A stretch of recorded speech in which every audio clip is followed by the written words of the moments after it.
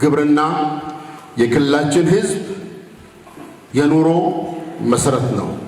የሀብት ምንጭ ነው። የምግብ ምንጭ ነው።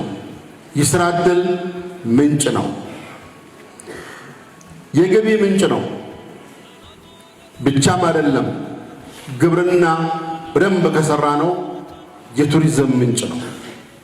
በተከላቿቸው አቮካዶች፣ ማንጎች፣ ሮማኖች እና ሎሚዎች ዙሪያ በርካታ ሰርጎች ይሰረጋሉ፣ ውይይቶች ይካሄዳሉ። ግብርና ተደምሮ የሕዝባችን የሰላም ምንጭ ነው፣ ሰርቶ የመበልጸግም ምንጭ ነውና ይሄንን አውቀን በየአካባቢያችን ያለው እምቅ አቅም በደንብ ተገንዝበን አልምተን እንግዲህ ይሄን ለማልማት ዝም ብሎ አይለማም። ልማት እውቀት ጠይቃል፣ እምነት ጠይቃል፣ ማመን ጠይቃል። እኔ ከሰራው አሳካለሁ፣ እኔ ካለሁባት ቀበሌ ድህነት አትኖርም፣ የድህነትን ስራ አደርቃለሁ ብሎ ማመን ጠይቃል።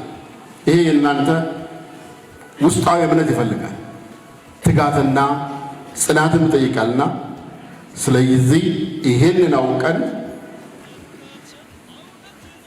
ወደ ተግባር እንድንገባ ለተግባር እንድንዘጋጅ የበለጠ በተግባር እንድንዘጋጅ ያለፈው እንግዲህ 7 ዓመት ጉዟችን ያሳካልን ያመጣልን ዘርፈ ብዙ ውጤቶች አሉ። በውስጡ ደግሞ ማነቆች አሉ። ነገም ቢሆን ማነቆች በየደረጃው እየተፈቱ ይሄዳሉ እንጂ አንድ የተፈታው አያልቁ። ግን ከማነቆቹ እድሎቹ ይበልጣሉ። እድሎቹን መጠቀም፣ ማነቆችን መፍታት፣ የማነቆቹ ባለቤት መሆን። እንዴት አድርጌ ነው መፈታው እነኚህ ማነቆች፣ የኔ ሚና ምን ይሆናል ብሎ ራስን መዘጋጀት ያስፈልጋል። ይህን ካረግን በእርግጠኝነት የግብርና ልማት ሰራተኞች በእጃችን ያሉ ሀብቶችን መሬት፣ ውሃን እንግዲህ ክልላችን ከየትኛው አካባቢ የተሻለ ምቹ ስነ ምህዳር አለው። ቴክኖሎጂ የሚቀበል ሕዝብ አለ፣ ፍላጎት አለ። እነኚህን አቀናጅቶና አስተባብሮ የጎደለውን ሞልቶ ወደ ልማት ከተገባ በእርግጠኝነት የምንፈልገውን ብልጽግና በቤተሰብ ደረጃ ማረጋገጥ እንችላለን። በክልላችን ያሉ ዘርፈ ብዙ ጸጋዎችን በአዳዲስ መንገዶች፣ በአዳዲስ እይታዎች፣ አዳዲስ ሙከራዎችን በማድረግ በርካታ ስራዎች ተሰርተዋል።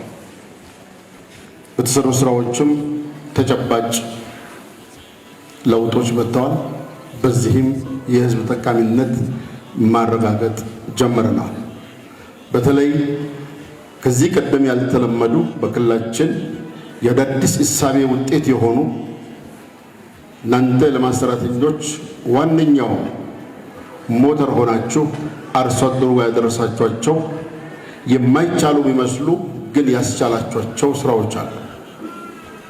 ላብነትም ሙዝ በማይታወቅባቸው አካባቢ፣ ፍራፍሬ በማይታወቅባቸው አካባቢዎች የፍራፍሬ ማዕከል በማድረግ በበጋ አልምቶ በማይታወቅባቸው አካባቢዎች ከዓመት ከአንድ ጊዜ በላይ ማምረት ብቻ የማይቻል ይመስል ከነበረበት ዛሬ 3-4 ጊዜ ማምረት እንዲቻል ምቹ መደላደል ተፈጥሯል።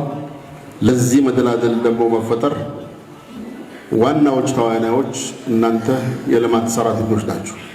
ህዝባችንም የለውጡ የውጤቱ ተጠቃሚ መሆን ብቻ ሳይሆን ማጣጣምና ተደማሪ ስራ መስራት ጀምሯል። ይሄን ስራ በመስራት ደግሞ የእናንተ ሚና ተኪ የለው፣ ወደርም የለው። ለዚህ ትልቅ ጥረታችሁ ለተገኘው ስኬት ለነበራችሁ አበርክቶ የክልላችን መንግስት፣ የክልሉ ግብርና ቢሮ ታላቅ ክብርና ምስጋና ለእናንተ። አገር ከእናንተ የምትፈልገውን ውጤት ታመጣላችሁ ብዬ ተስፋ አደርጋለሁ። ተስፋ ብቻ አይደለም እተማመናለሁ።